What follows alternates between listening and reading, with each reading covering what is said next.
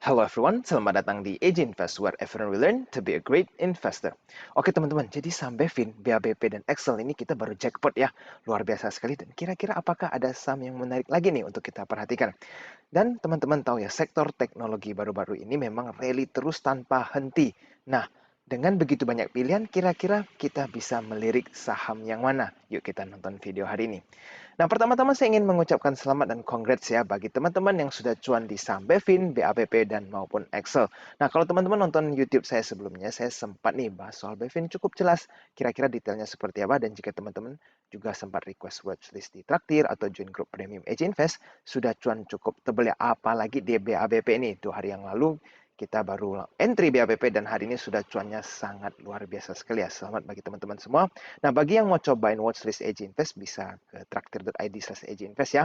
Dan untuk dapat satu kali watchlist bisa menggunakan traktir.id. Nah, bagi yang mau bergabung dengan grup premium AJ Invest bisa segera hubungi di Telegram kami @AJ Oke, yuk kita mulai video hari ini.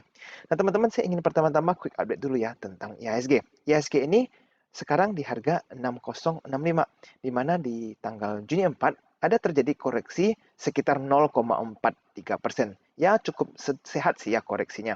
Nah, tapi kalau kita lihat, asing justru beli di saham IHSG, artinya ada net buy ya. Nah, ini kesempatan buat kita justru mencari entry point yang tepat di IHSG nih, karena ada koreksi yang sehat dan asing masih terlihat masuk ke dalam IHSG. Nah, jadi jika kita melihat IHSG dalam waktu dekat ini, menurut saya ya, IHSG itu berpotensi bergerak di kisaran harga 6.000 sampai 6.200-an ya.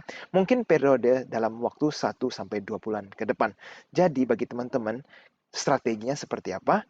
Ya, kalau misalnya IHSG mendekati ke harga 6.000 ya, teman-teman bisa mulai nih mengakumulasi saham-saham yang lagi tertidur atau belum rally untuk mencari kesempatan. Nah, tetapi kalau misalnya ISG sudah mulai rally ke harga 6.200-an, nah teman-teman sudah boleh pertimbangkan untuk taking profitnya, karena mungkin dalam waktu 1-2 bulan ke depan ISG akan sideways. Nah, sekarang kita lihat sektor teknologi is out of control ya. So, what do we do with these situations? Yuk kita langsung saja lihat saham-saham teknologi yang naiknya nggak ada batasnya nih sepertinya. Nah, pertama saya ingin memperlihatkan teman-teman ke saham Edge ya. Edge ini waktu IPO ini di bawah 10.000, harganya jauh di murah, lalu mereka rally berhari-hari sampai mingguan, lalu terjadilah koreksi. Nah, akhir-akhir ini saham Edge juga terlihat ikut-ikutan nih dengan saham DCII, di mana kenaikannya mencapai 20% arah ya kemarin. Nah, kalau kita tahu untuk DCI Indonesia juga ada sentimen yang baru-baru di DCI ini. Oke, saya akan memberikan informasi atau berita seputar pertama Edge dulu.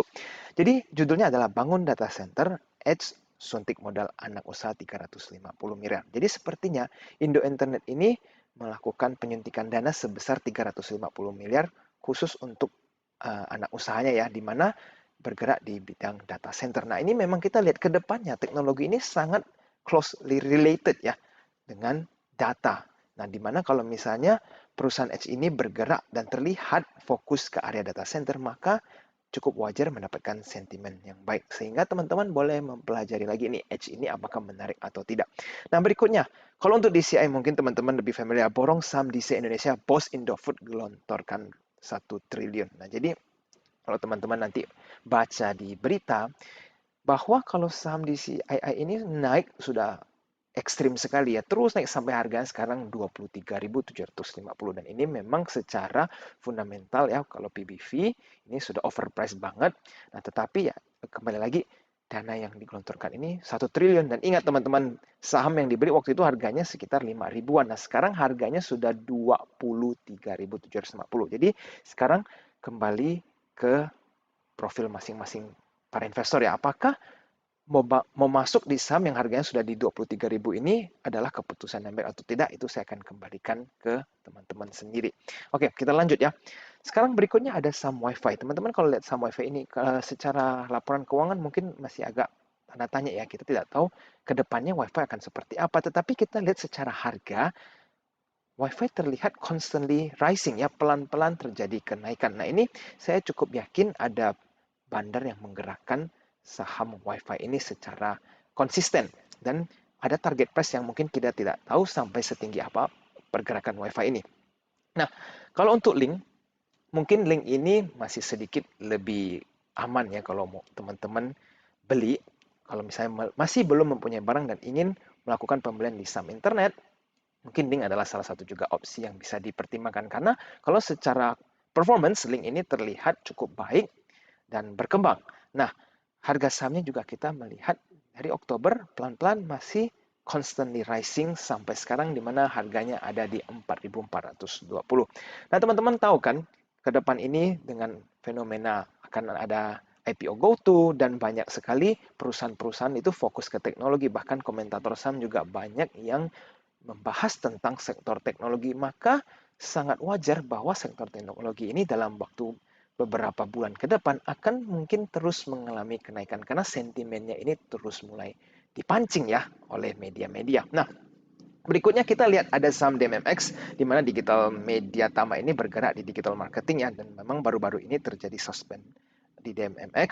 Nah, teman-teman coba lihat harganya DMMX ini cukup heboh ya kenaikannya, di mana kita lihat nggak lama waktu itu di bulan Februari ini masih harganya di bawah 500, sekarang harganya sudah di 1.450, luar biasa sekali. Nah, apakah DMMX ini masih layak untuk dibeli atau tidak? Kalau misalnya teman-teman spekulan ingin melakukan short term trading, ya bisa saja menggunakan momentum ini untuk trading short term ya. Sekarang berikutnya ada Mari. Mari ini banyak dibicarakan ya di beberapa grup saham dan di media juga. Apalagi Mari ini diikatkan dengan project mereka yang namanya Noise ini. Saya melihat Mari mungkin masih ada kemungkinan untuk rally. Nah, kalau teman-teman nanti perhatikan lagi secara detail dari segi broker summary atau bandarmologinya, teman-teman bisa perhatikan untuk Mari ini ikuti broker LG ya. Kalau misalnya mereka taking profit, kalian ya ikut taking profit. Tapi kalau mereka akumulasi dan lanjut beli, teman-teman bisa lanjut membeli Mari ataupun hold bagi yang sudah punya. Nah, sekarang berikutnya ada saham MCAS dan juga Kren. Nah, ini Kren sama MCAS ini ada hubungannya karena mereka anak perusahaan ya. Nah, kalau MCAS integrasi ini teman-teman tahu ya, di mana ini sektor dalam payment ya, payment system. Kita tahu sekarang ini payment seperti ini juga cukup booming sehingga perusahaan MCAS ada mempunyai potensi yang cukup menarik. Apalagi MCAS ini juga ada kaitannya dengan salah satu artis Raffi Ahmad di mana memang terlihat mereka ada relationsnya. Nah, apakah ini akan membuat saham MCAS akan terus rally? Tidak ada yang tahu, tetapi saya lihat dengan momentum teknologi related ini, MCAS masih sangat berpotensi untuk lanjut naik ya. Nah, sampai di mana targetnya? Tidak ada yang tahu. Kita tetap harus objektif mempelajari broker summary-nya. Jangan gampang mau digocek sama bandar. Oke, berikutnya ada Kren. Kalau Kren ini harganya sekarang ada di 149 ya, di mana kita lihat harga Kren ini sebenarnya masih jauh di bawah harga sebelum COVID, di mana sebelum COVID itu mereka 200 lebih 300-an ya. Tapi sekarang masih di 149 sehingga potensial upside-nya perusahaan atau saham Kren ini masih sangat menarik, apalagi mereka related dengan MCAS. Jadi teman-teman bisa perhatikan lagi dengan broker summary-nya juga apakah Kren ini menarik atau tidak untuk ditradingkan. Nah, berikutnya ada MPPA dan MLPL ya teman-teman. MPPA ini sangat menarik. Kenapa? Karena MPPA ini kalau teman-teman tahu mereka ini cukup agresif ya ekspansinya di Tokopedia, toko-toko mereka dan warehouse-nya. Sehingga kalau kita lihat MPPA ini memang cukup serius nih dalam ekspansi ke dunia platform e-commerce. Nah, apalagi MPPA kita tahu sudah ada dipegang oleh Gojek. Jadi potensi untuk MPPA ini sebenarnya sangat besar. Dengan harga yang baru di 1.130 ini, masih ada potensial untuk kenaikan yang kalau kita lihat jangka waktu ke depan 1-2 tahun ke depan ini masih sangat menarik ya. Nah, berikutnya bagaimana dengan MLPL? MLPL ini harganya ini masih di bawah 1.000, bahkan baru cuma 575. Nah, cuma kan kita nggak bisa ya serta-merta melihat hanya dari harga per lembar sahamnya. Yang ingin saya bahas dengan teman-teman adalah MLPL ini mereka berinvestasi cukup agresif di perusahaan-perusahaan teknologi yang cukup populer ya, seperti Ruang Guru dan lain-lainnya. Sehingga saya ingin mengingatkan ke teman-teman, pelajari perusahaan-perusahaan yang diinvest oleh MLPL ini. Ada sederet list saham perusahaan-perusahaan ya. Nah, apakah semuanya akan pasti berhasil? Belum tentu. Tetapi nama-nama yang diinvestasikan itu nama-nama besar. Sehingga ini bisa juga kembali lagi digunakan untuk media mempom-pom saham MLPL ini untuk terus melakukan kenaikan. Karena memang momentum sudah terbentuk di mana orang-orang cukup mulai percaya nih dengan teknologi atau sektor teknologi sehingga mereka mulai beralih atau mungkin mulai menambah investasi di sektor teknologi. Sehingga MLPL apakah layak atau tidak? Secara short term mungkin MLPL masih menarik ya. Cuma sampai di mana kembali lagi kita harus terus mempelajari broker summary-nya. Nah, berikutnya ada di sektor Tebik dan Sen di mana adalah sektor tower ya atau menara. Nah, Tebik ini cukup menarik teman-teman karena kita tahu dipegang oleh perusahaan Saratoga ya. Nah, Tebik juga secara performance fundamental sangat bagus, improving terus, dan kita tahu ke depannya akan ada 5G dan lain-lain, ini juga memberikan sentimen positif.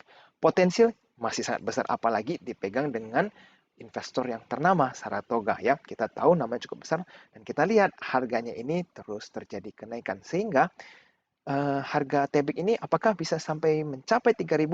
Mungkin-mungkin saja. Cuma menurut saya akan ada terjadi koreksi dulu nih, karena biasanya orang mencapai atau membuat target di angka bulat seperti 3.000 ini sehingga nanti hampir mencapai 3.000 ada kemungkinan terjadi koreksi. Nah, apakah benar atau tidak? Kembali lagi kita harus mempelajari broker summary-nya Tebik di beberapa hari ke depan. Nah, berikutnya ada Sen ya teman-teman. Sen ini harganya masih di 270, ini jauh dari yang lain. Dan kita lihat beberapa hari terakhir ini, Sen juga ada terjadi kenaikan yang cukup baik, sehingga teman-teman yang terus menabung Sen ini ada mempunyai potensi untuk mendapatkan capital gain yang cukup menarik. Nah, tetapi apakah Sen ini menarik dibanding seperti Tebing atau Tower ya? Ada opsi-opsi Tower lainnya kan? Nah, kalau menurut saya ini Sen sangat menarik ya, karena kenapa? Mereka sebelumnya kan ingin melakukan red issue, tetapi mereka tunda. Mungkin ada banyak pertimbangan ya. Nah, tetapi kalau kita melihat memang trennya ke depan itu 5G dan teknologi related, Sen ini masuk ke salah satu kategorinya.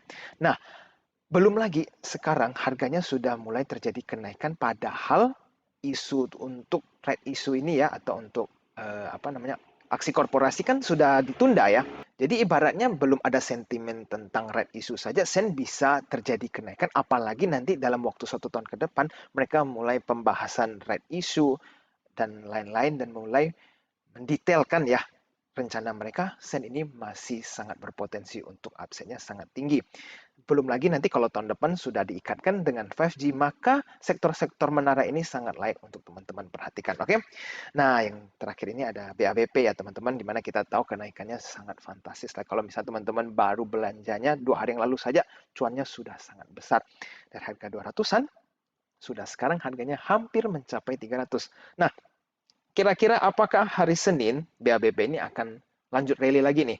Mungkin pagi-pagi akan terjadi spike ya, tetapi setelah itu kita perlu pelajari lagi nih siapa driver yang ada di BABP ini. Nah, teman-teman kan lihat begitu banyak pilihan. Kita ini harus pilih yang mana? Tadi kan saya sudah menjelaskan secara keseluruhan ya, kira-kira saham A, B, C, D ini seperti apa dan kaitannya dan beritanya seperti apa dan potensinya ke depan seperti apa. Nah, hari ini saya akan coba sharingkan pendapat saya seputar opsi-opsi di saham yang tadi barusan saya jelaskan. Kalau kita lihat dari sisi yang short term dulu ya, mungkin BABP ini cukup menarik untuk teman-teman pertimbangkan ya. Kenapa? Karena di tanggal 9 Juni ini, dalam waktu dekat ini mereka akan RUPS. Nah, tujuan RUPS mereka apa? Mereka mau melakukan right issue. Nah, kira-kira perhitungannya seperti apa, rasionya seperti apa, dan harga exercise issue tersebut seperti apa, kita belum tahu sampai RUPS ini selesai. Tetapi dalam waktu dekat ini ada banyak sekali potensi untuk terjadi sentimen positif ya, yang dimana media kembali lagi bisa digunakan untuk mengkerek naik saham BABP ini. Jadi bagi teman-teman boleh perhatikan di saham BABP ini untuk short term ya, karena a lot of sentiment is built up, jadi potensinya cukup besar. Nah, bagaimana untuk saham midterm nih? Kalau midterm, mungkin teman-teman bisa perhatikan untuk Tebik dan Sen ya. Nah, kalau Tebik ini mungkin dari jangka waktu 6 bulan ke depan, ini cukup menarik untuk diperhatikan. Kenapa? Karena Tebik ini kembali lagi sudah mulai masuk ke MSCI Big Cap ya, dan di mana kemungkinan besar nanti kalau pas window dressing di bulan Desember mereka punya harga akan dikerek naik kembali.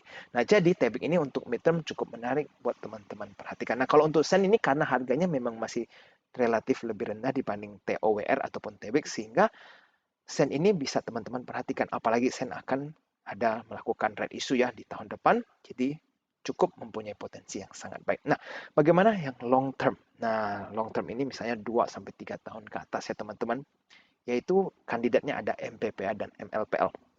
Nah, kenapa MPPA bisa masuk? Ya seperti yang tadi saya bilang, MPPA ini ada dipegang sama Gojek juga, dan potensial untuk Gojek dan Tokopedia ini dua-duanya sangat limitless ya, exponential growth mereka. Karena mereka bisa melakukan apa saja nih secara ekspansi ya. Sehingga MPPA ini kalau memang secara perusahaannya terus ekspansi dalam 1-2 tahun ke depan, maka sentimen di sekitar MPPA ini akan terus positif dan makin banyak lagi investor yang akan masuk ke saham MPPA ini.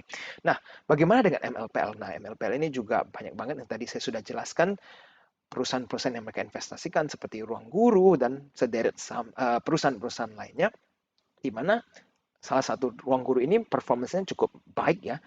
Nah, teman-teman bisa tahu kalau memang MLPL ini berinvestasi di perusahaan-perusahaan yang big names, istilahnya sentimennya positif, maka MLPL ini memang cukup berpotensi mendapatkan sentimen baik dari investor-investor, apalagi Bandar bisa menggunakan MLPL ini untuk menggoreng naik ya saham-saham tersebut. Oke. Nah, selain teknologi, apakah ada saham lain lagi yang bisa kita pertimbangkan nih teman-teman di tahun 2021 ini? Menurut saya itu ya sektor kesehatan. Nah, sektor kesehatan ada apa saja sih? Mungkin saya pernah sampaikan sebelumnya, ada SIMS, Silo, Mika, DGNS, PRDA, IRA, INAF, KF, dan KLBF. Nah, kenapa saya menyebut saham-saham sektor kesehatan ya? Karena ya teman-teman mungkin sudah mengikuti situasi COVID di Indonesia, di mana memang terlihat akan terjadi kenaikan terus-menerus, apalagi nanti 1 minggu atau beberapa minggu ke depan. Nah, artinya apa ini teman-teman? Kebutuhan untuk di sektor kesehatan akan semakin tinggi. Nah, kan kalau misalnya kebutuhan semakin tinggi, artinya omset di sektor kesehatan ini juga akan semakin tinggi, sehingga performance mereka akan semakin tinggi ya, ibaratnya labanya akan makin naik. Jadi sektor sektor ini bisa saja digunakan oleh Bandar untuk di take time-nya ya, artinya mereka menggunakan momentum ini untuk menggoreng saham-saham ini naik. Nah, memang performance mereka juga akan ikut naik ya, fundamentalnya ibaratnya. Jadi memang cukup menarik untuk memperhatikan saham-saham ini. Nah, kalau untuk memilih dari list ini apakah yang harus kita pilih ya, karena banyak sekali opsi. Mungkin kalau untuk rumah sakit teman-teman bisa perhatikan SEM atau Mika ya. Kalau untuk fundamental mungkin Mika lebih menarik, dan Mika sekarang secara pergerakan saham ya masih sideways sih, menarik untuk dipikirkan dan dipelajari lebih dalam. Nah, bagaimana dengan untuk yang lainnya? Kalau saya lihat IRA menjadi salah satu kandidat yang baik. Kenapa? Karena vaksin terus-menerus disuntik ke rakyat Indonesia ya. Jadi kita memang sangat membutuhkan vaksin dalam situasi COVID seperti ini. Dan IRA salah satu yang produksi suntik tetap akan mendapatkan manfaat dari ini. Sehingga untuk 1 tahun ke depan bahkan IRA ini akan terus mendapatkan benefit dari situasi pemvaksinasian ini. Oke?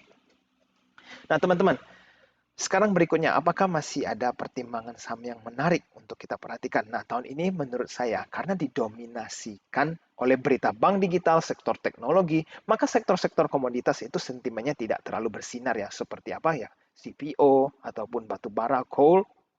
Nah, tapi tahun ini kita lihat, investor-investor ini menurut saya yang big players, secara perlahan-lahan mereka akan melakukan akumulasi di saham komoditas ya, karena sahamnya memang lagi murah. Nah, nanti di tahun 2022 berikutnya ini barulah kita akan melihat kenaikan saham-saham komoditas ini. Kenapa? Karena dividen yang di tahun 2021 ini kan akan dibagikan di tahun 2020, dan performance mereka kalau di tahun 2021 ini cemerlang, maka dividen di tahun 2020 akan sangat besar saat mereka membagikan dividen tersebut. Sehingga teman-teman kalau yang mau bersabar ya, bisa mulai nyicil masuk ke saham-saham komoditas yang terlihat masih tertidur. Yang dari list yang saya listkan di bawah ini, mungkin ada ITMG Android yang menarik, ataupun ada Adro. Nah, kalau dari yang saham emas Antam Tinsinko ya, mungkin Antam salah satu yang paling menarik walaupun harganya cukup tinggi. Dan untuk sektor CPO, ada LSIP, ada SSMS, ada BPT. Teman-teman bisa pilih sendiri dan pelajari lagi secara detail kira-kira akan pilih yang mana. Oke teman-teman. Nah jadi sudah banyak banget yang saya sampaikan di video hari ini. Seperti yang tadi saya bilang, mungkin teman-teman bisa perhatikan dari short term, bisa memperhatikan saham BABP yang dalam waktu beberapa hari ini momentum ataupun potensial di BABP ini sangat besar. Jadi teman-teman bisa perhatikan nih apakah layak untuk dilakukan trading short term atau day trading, dan terus pelajari hasil dari RUPS tersebut. Dan kalau mau swing atau mid term, bisa pertimbangan untuk melihat TB kalau ada koreksi masuk ataupun sen ya, karena mereka bergerak di bidang tower, dan kita lihat sektor telecommunication ini dalam waktu dekat akan mendapatkan sentimen yang cukup baik, apalagi digandeng dengan berita 5G. Nah, kalau untuk long term dan bergerak di sektor teknologi, ada yang tadi saya jelaskan, MPPA dan MLPL. Nah, bagaimana dengan internet? Kalau internet teman-teman bertanya kepada saya mungkin akan memilih saham Link ya, karena mereka secara fundamental memang oke, dan kalau secara pergerakan bandarnya, teman-teman ya nanti bisa lihat sendiri seperti apa. Nah, bagaimana dengan Edge atau dengan DCII yang harganya sudah naik, tidak ada hentian sepertinya, kayak sudah overpriced banget. Nah, itu untuk kemungkinan mereka naik memang masih ada, tetapi resikonya sudah sangat besar. Artinya kalau misalnya mereka mulai balik arah, kalian akan sangkut di dalam dan akan terkena ARB berjilid-jilid. Nah, jadi apakah worth it untuk mendapatkan cuan misalnya 10 atau 20%, tetapi teman-teman bisa mempunyai resiko rugi sampai 50% lebih ya, itu sangat berbahaya menurut saya. Nah, jadi teman-teman setelah ini coba masing-masing yang saham tadi saya jelaskan, teman-teman perhatikan satu persatu dan membaca berita yang terkait yang barusan saya sampaikan dengan masing-masing saham tersebut, sehingga dengan begitu teman-teman bisa mengambil keputusan sebelum melakukan investasi. Ingat ya, semua saham yang tadi saya jelaskan bukan artinya teman-teman besok Senin langsung belanja semuanya, beli semuanya. Tetap harus dilakukan analisa yang mendalam. Nah, barulah masuk atau berinvestasi di perusahaan yang teman-teman percayai. Oke? Nah, jangan lupa ya, untuk teman-teman yang belum follow Instagramnya AJ Invest, bisa langsung join di ajinvest.official ya. Di sana teman-teman bisa mendapatkan quick update serta melihat testimoni yang sudah bergabung dengan grup premium AJ Invest. Oke, bagi kalian yang merasa video ini bermanfaat, jangan lupa untuk tekan tombol like-nya ya, dan subscribe channel AJ Invest supaya tidak ketinggalan dengan informasi-informasi terbaru seputar saham. Oke, sampai jumpa di video selanjutnya. I'll see you again next time. Bye-bye.